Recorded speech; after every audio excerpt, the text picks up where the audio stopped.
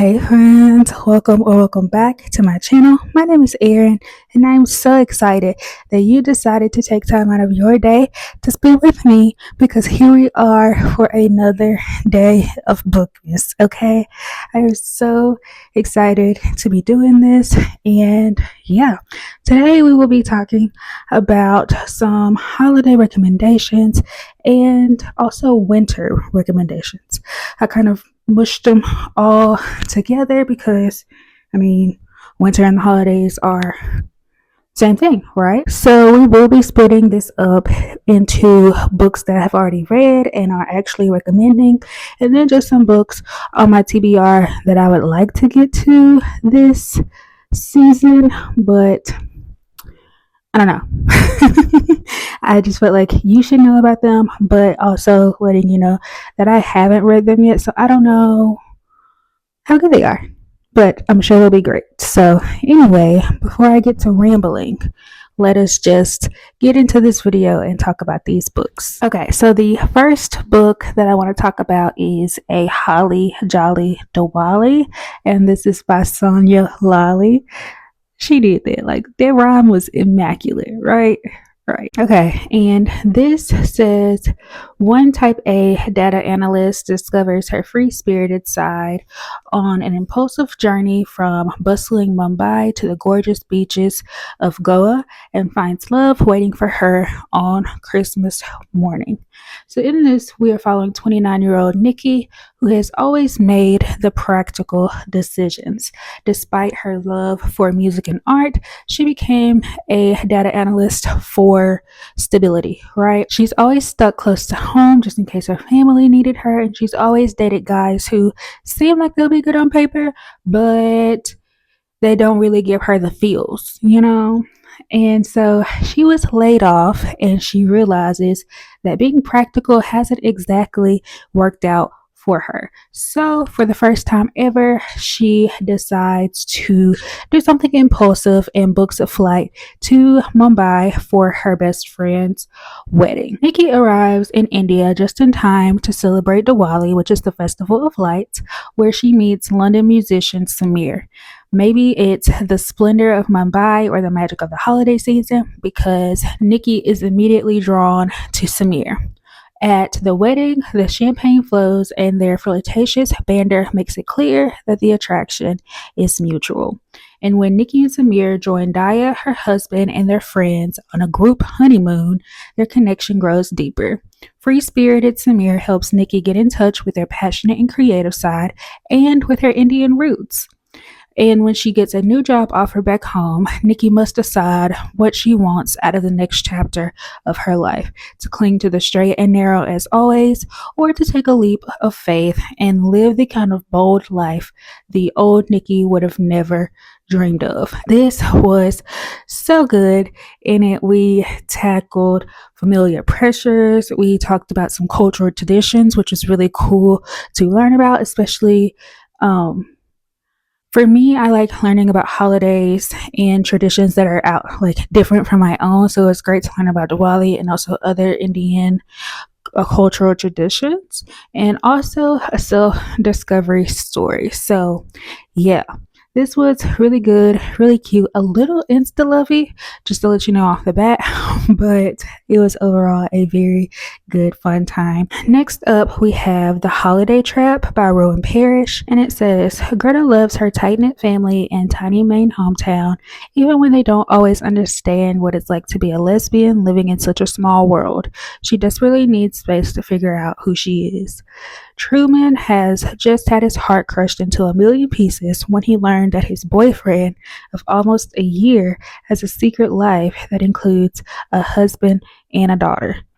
Reeling from this discovery, all he wants is a place to lick his wounds far, far away from New Orleans. Enter Greta and Truman's mutual friend, Ramona, who facilitates a month-long house swap.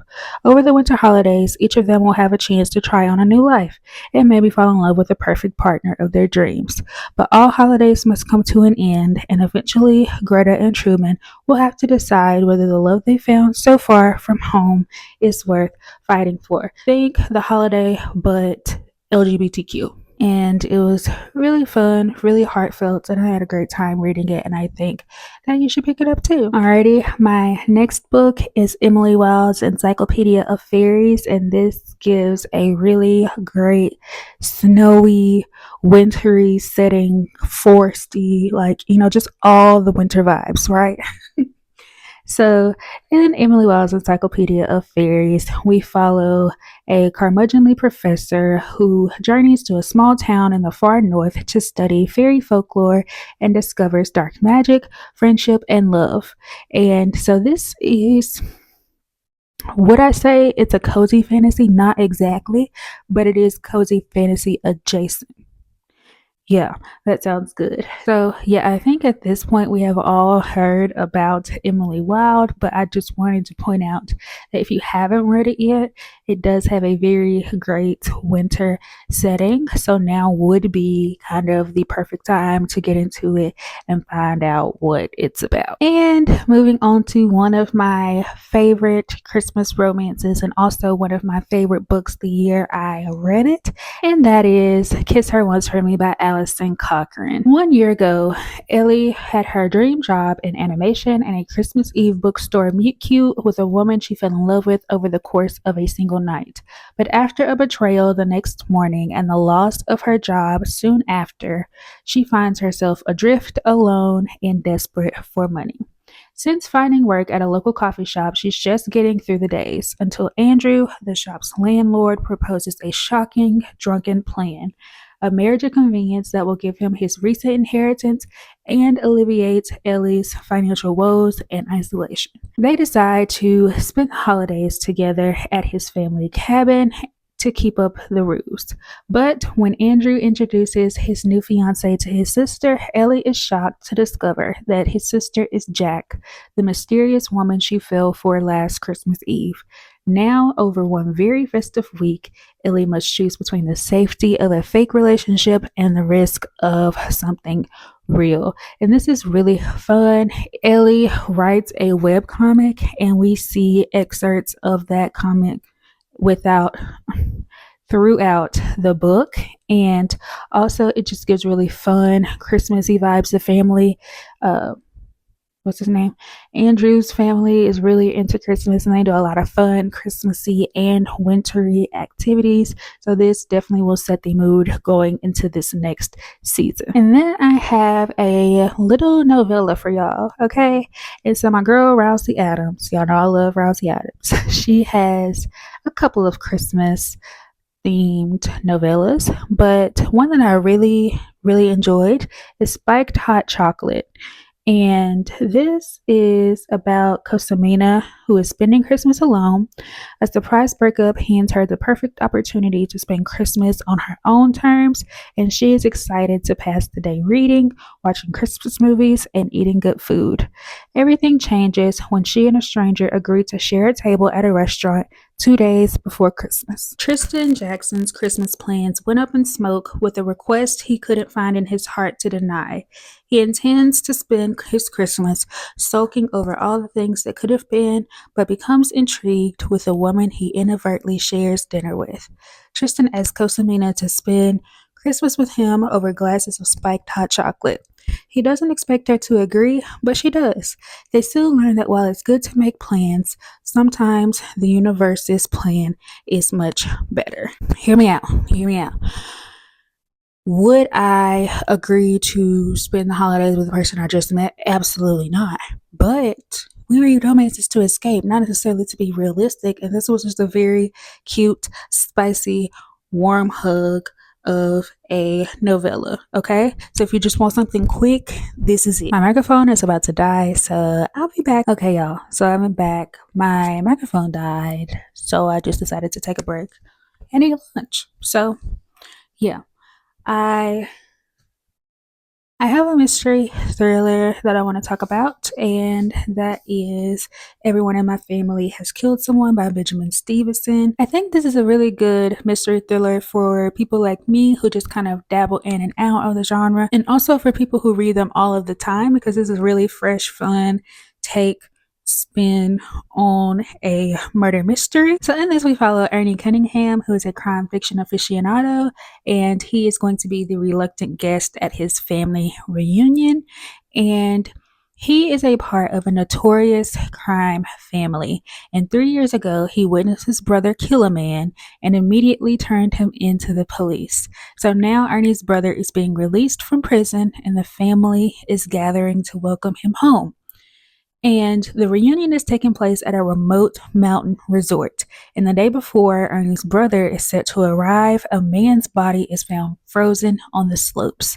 While most Cunninghams assume the man simply collapsed and died of hypothermia during the night, Ernie's stepsister spots a strange detail. The man's airways are clogged with ash. He appears to have died by fire in a pristine snowfield without a single burn mark on him. The longer the body goes unidentified, the more overwhelmed the local policeman becomes, and the more Ernie realizes it's up to him to find the murderer. Holmes, Christie, Chesterton, he's read them all. He knows what patterns to look for, what rules killers follow, and of course, he knows his own family, every member of which, as he's told us from the start, has killed someone. And this is very fun. The narrator kind of breaks the fourth wall and speaks to us as an audience. He'll tell us what pages things are going to happen on, what chapters we should expect things to happen in, but that doesn't like make the story like overly predictable in any way. It's still a fun ride and a fun journey.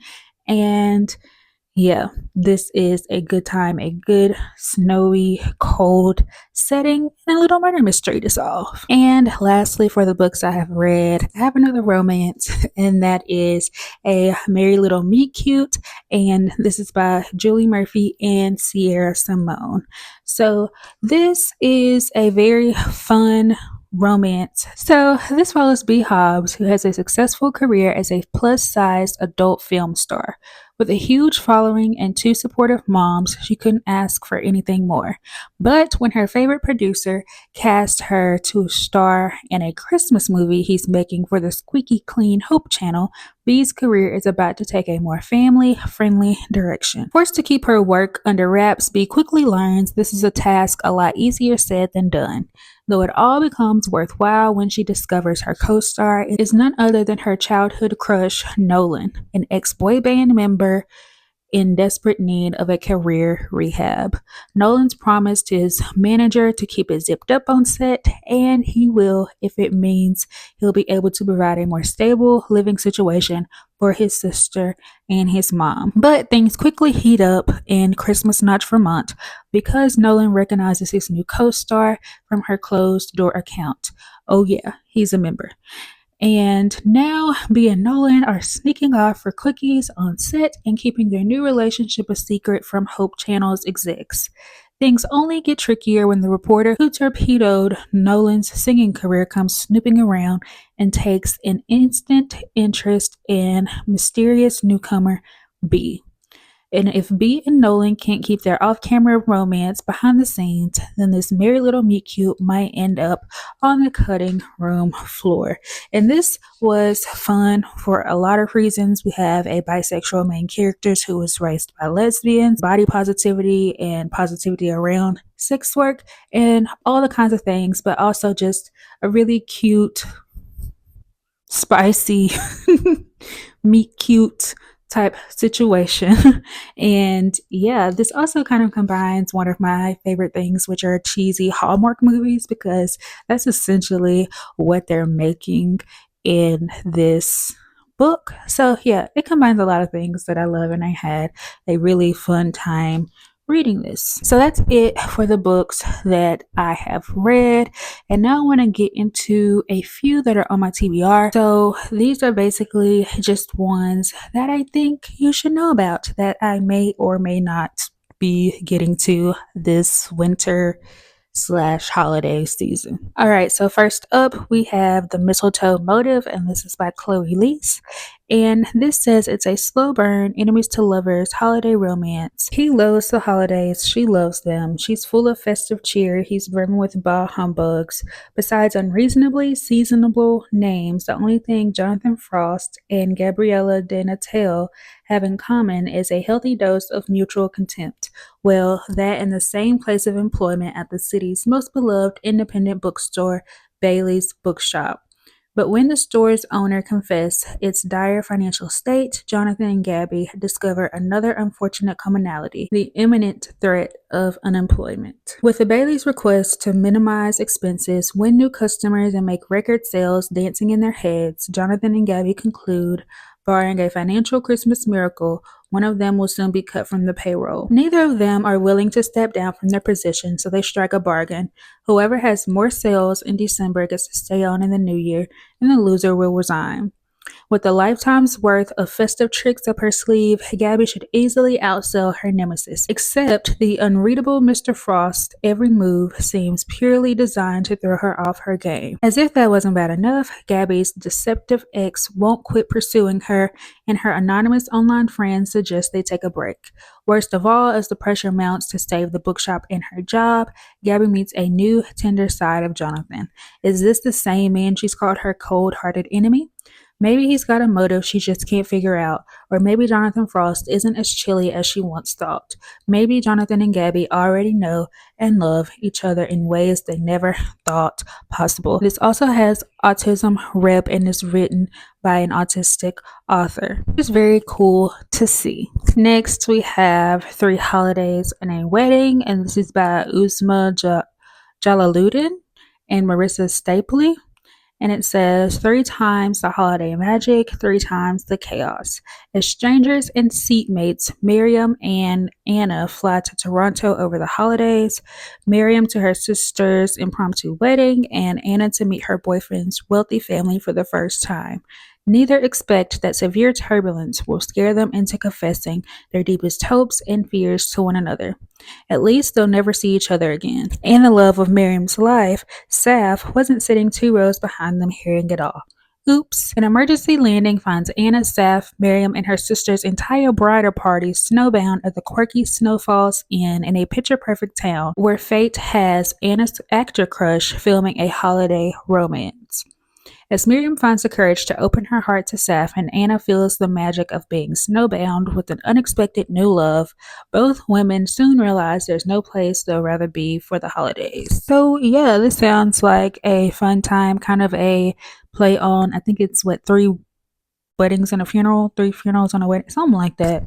You know what I'm talking about. Next up, I have a cozy mystery for you, and that is A Deadly Inside Scoop by Abby Collette. And this book kicks off a charming, cozy mystery series set in an ice cream shop. Recent MBA grad Bronwyn has just taken over her family's ice cream shop in Chagrin Falls, Ohio, and she's going back to the basics. Her nickname is Wynn. Okay. Wynn is renovating Cruise Creamery to restore its former glory and filling the menu with delicious homemade ice cream flavors, many from her grandmother's original recipes.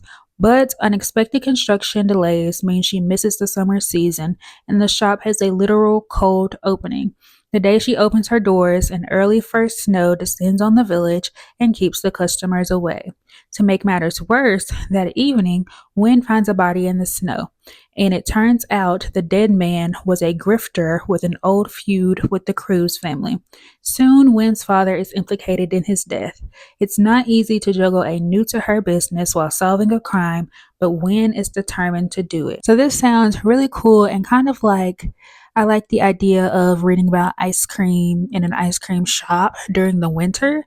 And yeah, next up we have I'll Be Gone for Christmas by Georgia K. Boone. This is another reimagining of the holiday. And it says, B. Tyler needs a break. In the bustling San Francisco tech community, no one ever seems to stand still, especially her perfect sister and business partner, Beth. But when her best friend suggests a getaway on the wildly popular house swap app, Vacate, B decides a countryside retreat might be exactly what she needs. Clover Mills has had a year. between losing her mother and making the complicated decision to leave her fiance, sticking around the idyllic Christmas obsessed town of Salem, Ohio just doesn't feel right. So when she hears about vacate, she jumps at the chance to spend the holidays in the unfamiliar city of San Francisco. Soon enough, Bee is living in Clover's cozy Salem cottage, and Clover is living in Bee's sleek San Francisco apartment. As Clover can't seem to stop running into Bee's frustratingly gorgeous sister Beth, and Bee finds herself spending more and more time with Clover's ultra charming ex fiance Knox, the two women realize that this Christmas they may find just what they were looking for. So this is another LGBTQ plus holiday rom-com, and I am super excited to give it a try. Alrighty, next up we have My December Darling by Lauren Asher, and this is a little novella that takes place in Lake Wisteria, which is the setting of the Lakefront Billionaire series. So that is Love Redesigned and Love Unwritten. And it says, Catalina, playing the part of my sister's maid of honor is easy even if she's marrying my ex. But playing nice with the best man, an impossible task given our history. Sure, Luke Darling may be suspiciously kind, incredibly handsome, and stubborn to a fault, but regardless of how hard he tries to make me see otherwise, I'm not interested. It's on me to remind him that he's my ex-boyfriend's best friend, and the one I'm secretly starting to wish I met first. And then we have Luke. My job as the best man is a simple one, except for one minor issue. I've spent so much time avoiding my best friend's ex that I didn't consider what could happen if I started craving Catalina Martinez's company instead. She is only in Lake Wisteria for the winter wedding, but her January departure date won't stop me from pursuing her. Getting her to date me would be nothing short of a Christmas miracle, but I am determined to make her mine. 'Tis the season to fall in love, even if I'm the only one taking the risk. And I don't know what it is, but these sisters out here marrying their sisters' exes, ruthless, unhinged. Can't relate. Don't want to relate. Anyway, so that sounds fun and one that I want to try to pick up because y'all know I like mess and that is messy. And I want to end this out on one that I have watched the TV show, but I have yet to read the books just because I don't know. They're kind of long, they're kind of daunting, but I do want to read the books and compare them to the show. It also doesn't help that the book series isn't finished, because the author is playing with us. But anyway, if you can't tell already what I'm talking about, that is A Game of Thrones, which is book 1 in the A Song of Ice and Fire. Fire and Ice? Which one is it? Why is it not on the book? That's so weird. But anyway, none of that matters. If you don't know what Game of Thrones is about, long ago, in a time forgotten, a preternatural event threw the seasons out of balance.